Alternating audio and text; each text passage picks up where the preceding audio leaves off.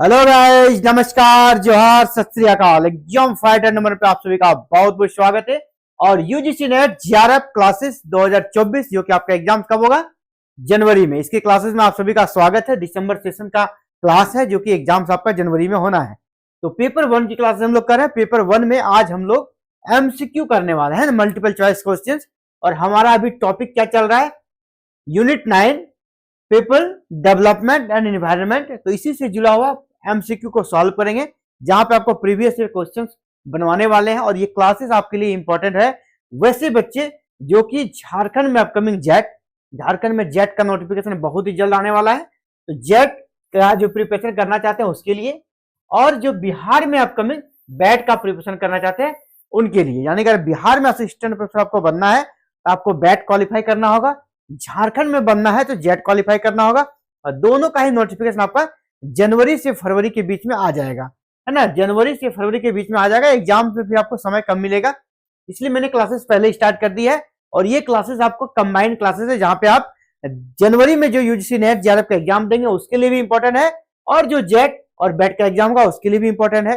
Lectures चल रहा है, एमसीक्यू भी आपको बनवाया जा रहा है, यानी क्लासेस के साथ साथ प्रैक्टिस सेट भी आपके लिए अवेलेबल है। सारे क्लासेस बिल्कुल फ्री है। डेली 8 PM को यहाँ पर क्लासेस मिल जाती है। और इसका नोट्स भी हम लोग अपना व्हाट्सएप ग्रुप, जो टेलीग्राम ग्रुप है, वहां पर हम लोग प्रोवाइड करा देते हैं क्लासेस के बाद। तो चलिए क्लासेस में एंटर करते हैं और जो हमने पढ़ा है अब तक उसी से जुड़ा हुआ एक प्रैक्टिस सेट को सॉल्व करते हैं। स्टार्ट करते हैं आज के क्लासेस को। तो हमने कल एक छोटा सा क्लास आप सभी के लिए लिया था ना, छोटा सा। आपसे कहा था ये क्लास बहुत ही छोटा है, लेकिन यहाँ से प्रश्न बनते हैं। अगर प्रश्न आपसे बन गया है ना, प्रश्न अगर यहाँ से आ गया तो जब तक आपको याद नहीं आप नहीं कर पाएंगे। तो कल जो छोटा सा मैंने क्लासेस लिया था ना, लगभग 16 मिनट का था, उसी से जुड़ा हुआ एक प्रैक्टिस सेट हम लोग आज बनाने वाले हैं। ठीक है, एक दो क्वेश्चन हो सकता है जो मेरा लेक्चर था उससे बाहर हो, लेकिन मैंने उसको इसलिए डाला है ताकि आपके अंदर भी ये जिज्ञासा हो कि कुछ हम नया भी पढ़ें। सर ने जो बताया इसके अलावा भी कुछ हम करें, ये आपके अंदर जिज्ञासा बढ़े, इसलिए मैंने किया है। पहला है, निम्नलिखित में से वायुमंडलीय प्रदूषक मुख्य रूप से मौजूद है। यानी वायुमंडल में जो प्रदूषक है, वायुमंडल में जो प्रदूषक है, जो मैंने बताया था आपको कल, वो प्रदूषक कहां पर पाए जाते हैं? वायुमंडल के विभिन्न लेयर हैं। मैंने जब वायुमंडल आपको बताया था, जैसे क्षोभ मंडल, समताप मंडल, है ना, ऐसे हमारे विभिन्न लेयर है। तो कौन सा ऐसा लेयर है जिसमें प्रदूषक सबसे ज्यादा पाए जाते हैं, या प्रदूषक उसी में ही पाए जाते हैं? तो आयन मंडल में, है ना, आयनोस्फेयर में, या समताप मंडल, स्ट्रेटोस्फेयर, मध्य मंडल, मेजोस्फेयर, क्षोभ मंडल, और निचले समताप मंडल, है ना, ट्रोपोस्फेयर एंड लोअर स्ट्रेटोस्फेयर। तो कौन सा होगा? देखिए, कोई भी प्रदूषक मिलता है वो हमारा जो भू सतह है ना, भूमंडल है, उसके निचले सतह में, उसके निचला जो लेयर है वायुमंडल का, तो सबसे निचला लेयर कौन है हमारा? क्षोभ मंडल। तो क्षोभ मंडल में मिलता है। और क्षोभ मंडल के बाद हमारा समताप मंडल है, तो ऑप्शन में समताप मंडल भी दिया है, तो उसका निचला हिस्सा में भी कुछ कुछ पाया जाता है। लेकिन अगर एग्जैक्ट पूछा जाएगा, एक को अगर चुनना होगा तो क्षोभ मंडल, है ना। क्षोभ मंडल में 99% आपको क्षोभ मंडल में मिल जाएगा, 1% आपको समताप मंडल में भी कुछ कुछ प्रदूषक मिल सकते हैं। तो आंसर क्या हो जाएगा हमारा? D number. चलिए आगे बढ़ते हैं, अगला क्वेश्चन। सतही ओजोन किससे उत्पन्न होता है?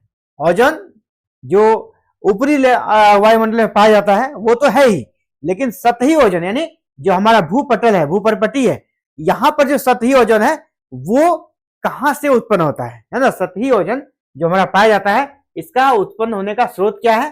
तो परिवहन क्षेत्र, या फिर सीमेंट संयंत्र, या फिर आपका वस्त्र उद्योग, या रासायनिक उद्योग।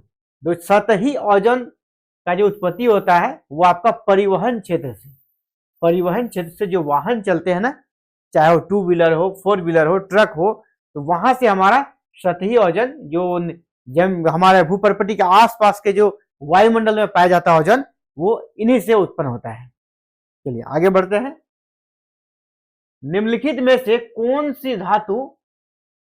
धातु मीना माता रोग के लिए जिम्मेदार है? एक रोग है मीना माता, रोग का नाम क्या है? मीना माता रोग, मीना माता डिजीज। ये क्या होता है? हमारा नर्वस सिस्टम से जुड़ा हुआ रोग है। मीना माता डिजीज नर्वस सिस्टम से जुड़ा हुआ रोग है। तो ये जो होता है, तो किस धातु, कौन सा धातु इसके लिए जिम्मेदार होता है। हमारे शरीर में वो धातु अगर चला जाएगा तो हमें ये नर्वस सिस्टम से जुड़ा हुआ एक रोग हो जाएगा, मीनामाता डिजीज।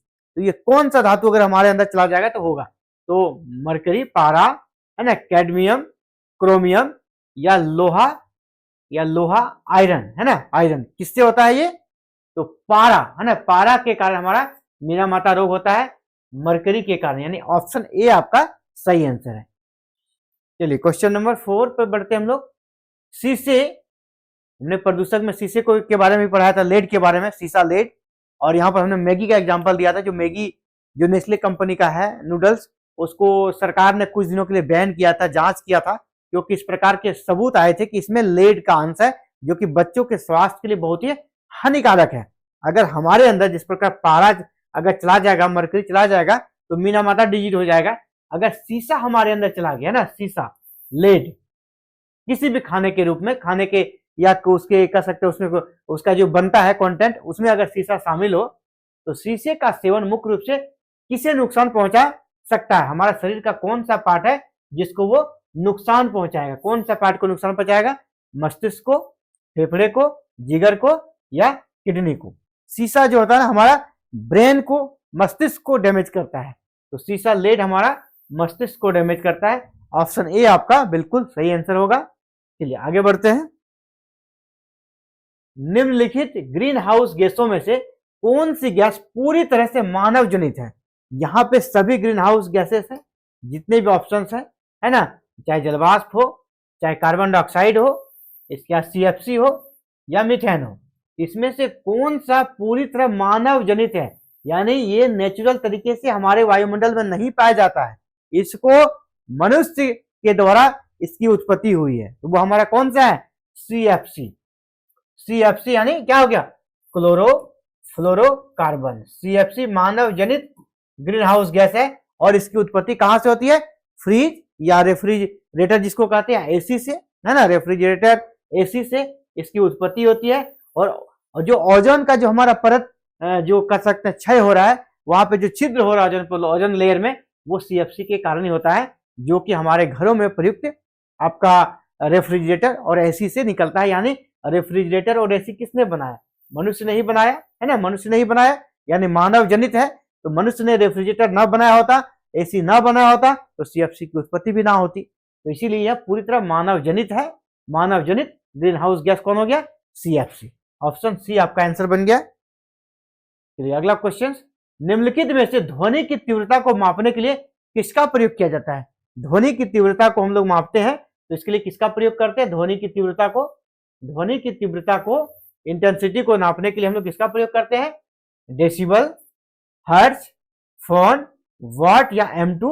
तो देखिए ये जून 2008 में आया हुआ प्रश्न है ना, आसान प्रश्न है, ये प्रश्न बहुत टफ नहीं है, आप 6-7 के क्लास में इसको पढ़ते हैं, लेकिन मैं आपको दिखाना चाहता हूं ये प्रीवियस ईयर क्वेश्चंस आया हुआ है, इस प्रकार के भी प्रश्न आते हैं, यानी आप ट्रेडिशनल प्लस एडवांस दोनों प्रकार के प्रश्नों को लेकर आपको चलना होगा। इसलिए ध्वनि की तीव्रता को किससे नापते हैं हम लोग, डेसिबल से। सामान्य सा प्रश्न था, ऑप्शन ए आपका राइट आंसर होगा। ध्वनि की तीव्रता किससे मापते हैं, डेसिबल से। निम्नलिखित में से किसके स्तर में वृद्धि के कारण ओजोन रिक्तीकरण होता है, यानी किसका स्तर में वृद्धि होने से ओजोन रिक्तीकरण, यानी ओजोन लेयर जो हमारे कह सकते हैं वायुमंडल में है, ऊपरी सतह में आपका, तो उसमें जो छिद्र हो रहा है, रिक्तीकरण हो रहा है, यानी छिद्र हो रहा है, ठीक है, तो वो किसके कारण होता है, जलवाष्प के कारण, क्लोरोफ्लोरोकार्बन के कारण, ऑक्सीजन के कारण या कार्बन मोनोऑक्साइड के कारण। तो किसके कारण छिद्र होता है, तो मैंने अब पहले ही एक प्रश्न को सॉल्व करने के बाद आपको बताया कि वो होता है CFC के कारण, क्लोरोफ्लोरोकार्बन के कारण, जो कि मानव जनित रेफ्रिजरेटर या कह सकते हैं दूसरा AC वगैरह से इसका उत्सर्जन होता है, जो जाकर हमारे ओजोन परत में छिद्र कर रहा है, हमारा ओजोन लेयर जो है वो डैमेज हो रहा है। तो ओजोन रिक्तीकरण किसके कारण होता है, क्लोरोफ्लोरोकार्बन। ऑप्शन बी आपका आंसर हो गया। चलिए आगे बढ़ते हैं। अगर आपने क्लासेस को नहीं देखा है ना, कल छोटा सा क्लासेस हमने लिया था, आप प्ले लिस्ट में जाके देख लें, उसको देख के फिर आके सॉल्व करें, आपको लगभग आपसे सॉल्व हो जाएगा। 1 से 2 प्रश्न ऐसे हैं जो कि उस लेक्चर्स में आपको नहीं मिलेगा, लेकिन ये आपके लिए जरूरी था, इसलिए मैंने इसे शामिल किया ताकि आपको भी पता चले हमें किस लेवल तक पढ़ना है। अगला है निम्नलिखित में से कौन सी गैस शरीर के विभिन्न भागों में ऑक्सीजन ले जाने के लिए रक्त की क्षमता को कम करके मानव स्वास्थ्य को प्रभावित करती है? यानी इसमें से कौन सा गैस ऐसा है जो हमारे शरीर में, हमारा रक्त क्या करता है, ऑक्सीजन को एक जगह से दूसरी जगह ले जाता है। हम लोग जो ऑक्सीजन इनहेल करते हैं तो वो हमारा ब्लड एब्जॉर्ब करता है, और ब्लड में कौन, हीमोग्लोबिन, और उस ऑक्सीजन को शरीर के विभिन्न सेल्स तक पहुंचाने का काम करता है ना। तो ये क्षमता जो हमारे रक्त का है, रक्त का यानी ब्लड का जो ये कैपेसिटी है, क्षमता है, उसको डैमेज करता है कौन सा गैस?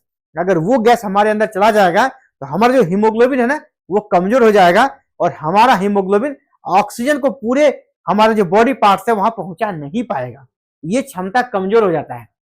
निम्नलिखित में से कौन सी गैस शरीर के विभिन्न भागों में ऑक्सीजन ले जाने के लिए रक्त की क्षमता को कम करके मानव स्वास्थ्य को प्रभावित करती है? थोड़ा यहाँ पे डिसऑर्डर हो गया, क्वेश्चन आके थोड़ा करती है, यहाँ होना चाहिए, यहाँ चला गया, ठीक है, इसको आप यहाँ कर लीजिएगा, ठीक है।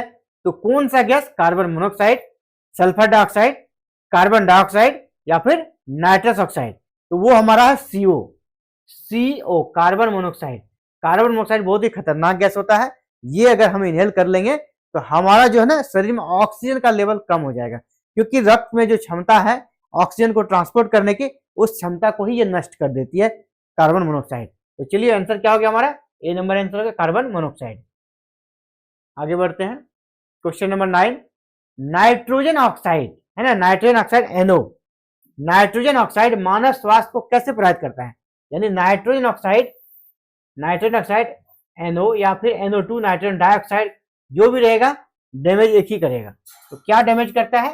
आंखों और त्वचा में जलन पैदा करता है, अस्थमा की समस्या को भयावह कर देता है, ऑक्सीजन ले जाने की रक्त की क्षमता को कम करके करता है, या उपरोक्त में से कोई नहीं? ये तो हमने अभी देखा कि ये CO है, ऑक्सीजन ले जाने की जो रक्त की क्षमता है उसको डैमेज कौन करता है? CO। तो ये तो आपका होगा नहीं, ये होगा नहीं, ये भी नहीं। अब आंखों और त्वचा में जलन, ये आपको बताना है, मैंने कल बताया था किसके कारण आंखों और त्वचा में जलन होता है, तो ये भी आपका नाइट्रोजन ऑक्साइड के कारण नहीं है। अस्थमा बताया था, नाइट्रोजन ऑक्साइड या नाइट्रोजन डाइऑक्साइड कुछ भी रहेगा क्वेश्चंस में, तो वो क्या होता है, हमारा जो अस्थमा जैसी समस्या है, दमा जिसको बोलते हैं, वो बढ़ा देता है या वो बीमारी आपके अंदर पैदा कर देता है। ऑप्शन बी आपका सही होगा। चलिए अगला प्रश्न, निम्नलिखित में से कौन सी ध्वनि प्रदूषक के लिए माप की इकाई है? ध्वनि प्रदूषक के लिए माप की इकाई, इसको मैंने इसलिए डाला ना, तो पिछला प्रश्न जो हमने पढ़ा था क्या, ध्वनि की तीव्रता, वहां हमने क्या पढ़ा था, ध्वनि की तीव्रता को हम लोग किससे नापते हैं? तो ध्वनि की तीव्रता को जिससे नापते हैं ना, वही सेम है हमारा प्रदूषण के माप की इकाई। ध्वनि प्रदूषण का माप का इकाई भी हमारा वही है जो ध्वनि की तीव्रता की है, यानी ऑप्शन क्या हो जाएगा हमारा, डेसिबल। बी नंबर आपका राइट आंसर होगा, डेसिबल ही हमारा ध्वनि प्रदूषण माप की इकाई है। और मैंने बताया था कि व्यक्ति 20 डेसिबल से नीचे की ध्वनि तीव्रता वाले कर सकते हैं, आवाज को नहीं सुन सकता है, न्यूनतम 20 डेसिबल है, मैक्सिमम आपका 80 डेसिबल मैंने बताया था।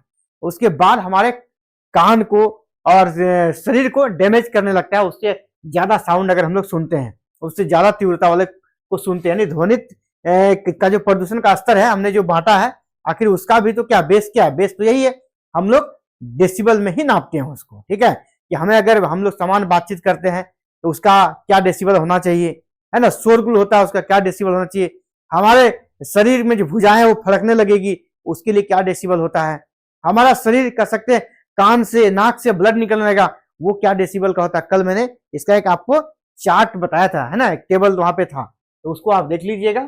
तो सिंपल क्वेश्चन था, कौन सी ध्वनि प्रदूषण के माप की इकाई है? तो ध्वनि प्रदूषण के माप की इकाई आपका क्या हो जाएगा, डेसिबल। ऑप्शन बी आपका राइट आंसर हो जाएगा।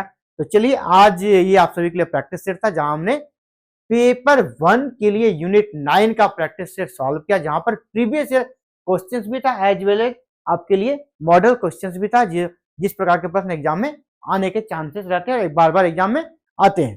तो चलिए आज के इस क्लासेस में इतना ही, कल फिर से मिलते हैं एक नए क्लासेस में। ऐसे ही चलिए एग्जाम तक क्लासेस जारी रहेगी, चाहे यूजी नेट JRF जनवरी वाला एग्जाम हो, या फिर झारखंड में अपकमिंग जेट वाला एग्जाम हो, या बिहार में अपकमिंग बैट वाला एग्जाम हो, ये कंबाइंड क्लासेस चलती रहेगी। और अगर आप चैनल पे नए हो तो चैनल को जरूर से सब्सक्राइब करना, बेल आइकन को प्रेस करके ऑल बटन को जरूर क्लिक कर लेना, क्योंकि ये चैनल हायर एजुकेशन को डेडिकेटेड चैनल है। या इस प्रकार के कंटेंट, इस प्रकार के क्लासेस एवरी डे अपलोड की जाती है। आपको सिर्फ क्लासेस ही नहीं बल्कि कहीं भी वैकेंसी आती है तो उसकी नोटिफिकेशन आती है, तो इसकी सूचना भी यहाँ पर दी जाती है, समुचित गाइडलाइन भी आपको दी जाती है। चलिए आज इतना ही, कल मिलते हैं एक नए क्लासेस में। जय हिंद, जय भारत।